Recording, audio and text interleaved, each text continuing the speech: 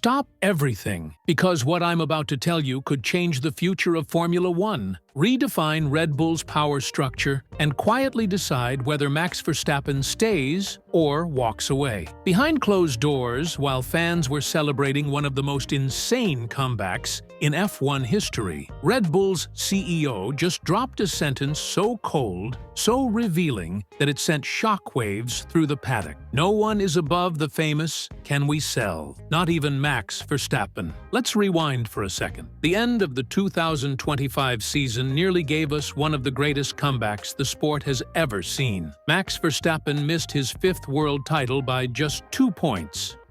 After the summer break, he was 104 points behind. Most drivers would have given up. Instead, Red Bull came back swinging. The RB21 suddenly matched the McLaren MCL39. Upgrades worked. Laurent Mekies' management reshaped the team internally. And Max? He delivered. Again. Relentlessly. This wasn't just a comeback, it was a warning. But here's the uncomfortable truth nobody wants to say out loud. There's something called the Red Bull second driver syndrome, and it's real. Teammates come in, they struggle, they disappear in Max's shadow, which raises a terrifying question for Red Bull heading into 2026. Are they building cars, or are they building them for Max? Because 2026 isn't just another season, it's a complete reset, new regulations, a brand new Red Bull engine, a leap into the unknown. And Max Verstappen has already said 2026 will decide his future. Before we go any further, if you're enjoying this kind of real, insider F1 storytelling, hit that like button right now. It helps the channel more than you think, and it tells YouTube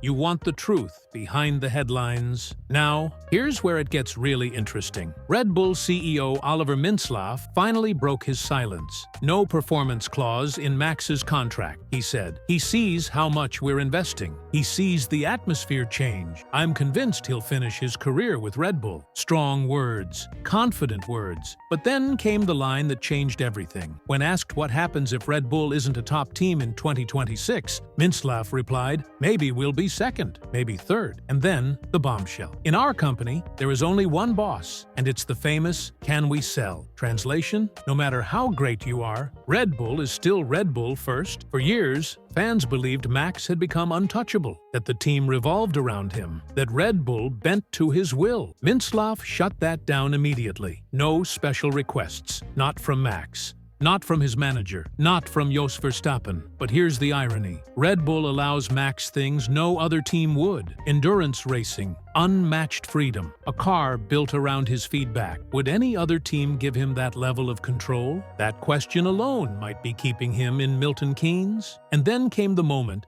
that made the entire paddock stop. Honda compared Max Verstappen to Ayrton Senna. In Japan, that's not just praise, that's legacy. Honda's president admitted something emotional. Max leaving Red Bull was a sad moment. 4 world titles together, 2 constructors' championships, 7 years of shared success. Max will always be in our hearts, Honda said. And remember this, Honda is now with Aston Martin. Adrian Newey is there. A new project is forming. History doesn't repeat, but in Formula One, it rhymes. So here we are. Red Bull believes Max will stay forever. Max says 2026 decides everything. Honda calls him Senna. And the sport stands on the edge of another seismic shift. Is Red Bull confident? Or are they already preparing for the unthinkable? So I'll leave you with this. If Red Bull's 2026 engine isn't a winner, and Max Verstappen realizes he's not the boss after all, does the greatest driver of this generation really stay loyal? Or does Formula One witness the most shocking transfer in its history? Let me know in the comments.